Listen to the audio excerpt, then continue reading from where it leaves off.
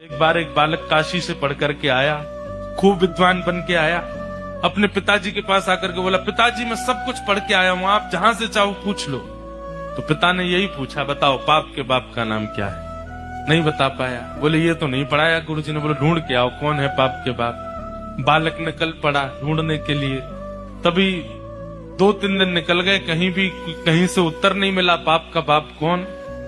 तभी एक घर के बाहर गौ माता खड़ी थी, तुलसी का पौधा लगा था।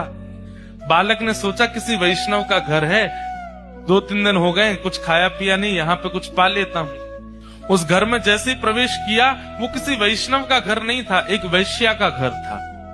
तो वैश्या ने जैसे ही बालक को देखा, ब्राह्मण बालक, त्रिपुंड लगाए, शिखा रखी है, धोती पहन करके, हाथों में वेद लगे हैं, तुरंत वैश्या आई जल का पात्र लेकर के, महाराज जलपान कीजिए। तो ब्राह्मण ने तुरंत जल लिया, पान किया, पान करके बोली, ये घर मुझे लगता है किसी वैष्णव का है, गोबर का चौका लगा है, बाहर गैया है, तुलसी का पौधा है, आप निश्चित ही कोई वैष्णव हैं।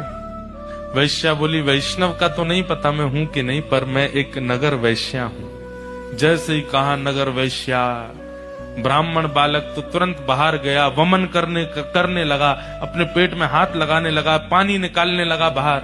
वैश्या बोली, क्या कर रहे हैं आप? बोले पाप का बाप ढूंढने निकला था, वो तो मिला नहीं, तुम्हारे घर पर आके जल पी लिया, पाप और कर दिया मैंने।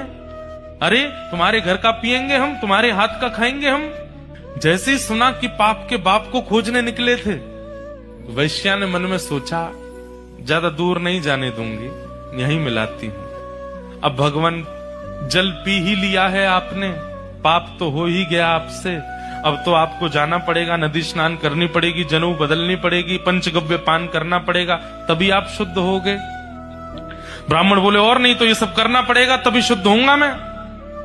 तो जब पाप हो ही गया तो थोड़ा और कर लीजिए। बोले मतलब?